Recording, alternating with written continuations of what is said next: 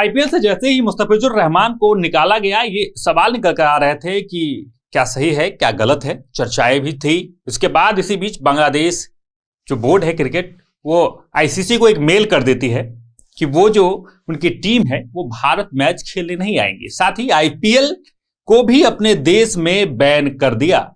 लेकिन आईसीसी ने सीधा जवाब दिया बांग्लादेश बोर्ड को कि आपको खेलना है खेलिए, नहीं खेलना है नहीं खेलिए, आपकी बात को नहीं सुना जाएगा। यानी आईसीसी ने खरे मुंह पर बांग्लादेश की बेइज्जती कर दी।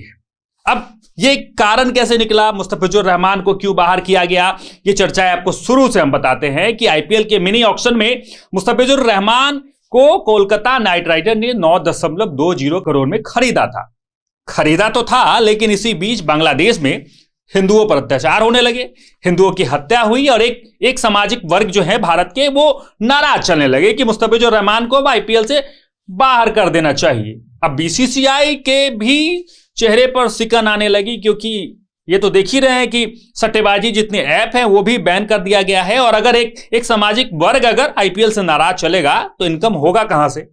तो फैसला ले लिया गया, मुस्तफिजुर रहमान को बाहर का रास्ता दिखा दिया गया। और मुस्तफिजुर रहमान को जैसे ही बाहर का रास्ता दिखाया गया तो बांग्लादेश बोर्ड जो है क्रिकेट, वो गुस्से में आ गए और गुस्से में आके आईसीसी को कर दिया मेल। लेकिन मेल करने के बाद भी आईसीसी ने कुछ सुना नहीं। आईसीसी ने तमाम बात को सीधे तौर पे खारिज कर दिया और यह कह दिया कि आपको भारत में आके खेलना है तो खेलिए, वरना आपके पॉइंट काटे जाएंगे। यानी 4 मैच जो है उनके इस बार जो है T20 वर्ल्ड कप जो फरवरी में होने वाला है, 4 मैच में 3 कोलकाता के ग्राउंड पे होने वाले हैं। यानी कोलकाता के ग्राउंड पे खेले जाएंगे 3 मैच, जो वो मना कर रही थी कि हम नहीं खेलेंगे। लेकिन आईसीसी ने खारिज कर दिया उनकी बातों को कि आप आइए, भारत में आइए, भारत में खेलिए, नहीं खेलना है मत खेलिए।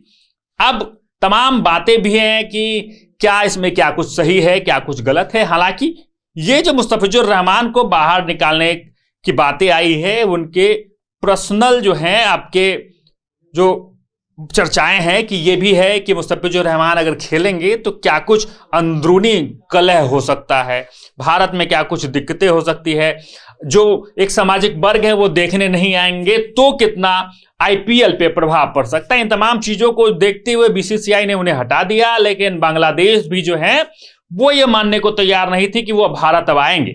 उन्होंने मेल किया, मेल का जवाब जो है आईसीसी ने दे दिया कि आपको खेलना है तो आगे खेलिए, नहीं खेलना है तो बाहर जाइए, कोई इसमें सवाल जवाब नहीं है।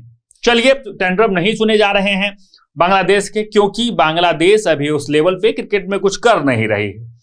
यही अगर स्थिति अगर ऑस्ट्रेलिया, इंग्लैंड, भारत या और भी कोई टीम होती, कोई बड़ी टीम जो वर्ल्ड क्रिकेट में बड़ा काम कर चुकी है, तो उनके बातों को झेला भी जाता, सुना भी जाता। लेकिन बांग्लादेश जो है अभी तक ऐसा कोई उलटफेर कर नहीं रही है, अभी तक कोई आईसीसी का टूर्नामेंट जीती नहीं है। तो आईसीसी ने भी ये सीधे तौर पे उनकी बातों को खारिज कर दिया कि अगर आपको खेलना है तो खेल लीजिए, नहीं खेलना है तो कोई बात नहीं है, आपके पॉइंट जो है वो काट लिए जाएंगे।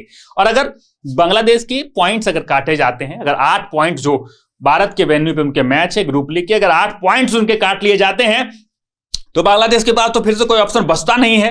बांग्लादेश वर्ल्ड कप से बाहर हो जाएगा। एक और सपना जो लेके बांग्लादेश अगर वर्ल्ड कप खेल रही होगी तो वो सपना जो है वो चकनाचूर हो जाएगा।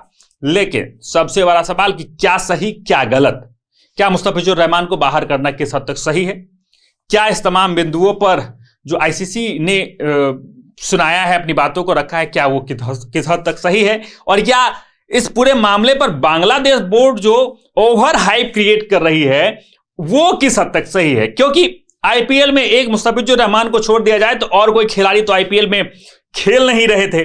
इकलौते खिलाड़ी थे जो आईपीएल में अपना दमखम बचा के पिछले कई एक वर्षों से अपना नाम बढ़ा रहे थे, काम कर रहे थे। लेकिन अंदरूनी जो गतिविधियां हैं उसके कारण जो है मुस्तफिजुर रहमान को बाहर कर दिया गया। उनकी आंतरिक सुरक्षा और उनकी पर्सनल सुरक्षा को भी लेकर भी ये बातें निकलकर सामने आ रही है कि अगर मुस्तफिजुर रहमान यहां खेलते हैं तो क्या स्थितियां बन जाएंगी। इस तरह के भी सवाल निकल कर आ रहे थे, जिसके बाद बीसीसीआई ने भी यह फैसला लिया और उसके बाद एक्शन मोड में भी आ जाती है बांग्लादेश बोर्ड, आ जाती है आईसीसी को मेल कर देती है और आईसीसी सीधा और खरा जवाब देती है कि आपको खेलना है तो खेलिए, नहीं खेलना है तो नहीं खेलिए। बाकी बांग्लादेश को जब ये जवाब दिया गया तो बांग्लादेश बोर्ड ने ये भी कहा है कि वो इस पर विचार करेंगे कि क्या कुछ आगे करना है। वो सभी चीज को सही करने में भी लगी हुई है। हालांकि बांग्लादेश के क्रिकेट में क्या स्थिति है और उनके अपने बोर्ड की क्या स्थिति है उनसे तमाम लोग अवगत भी होंगे,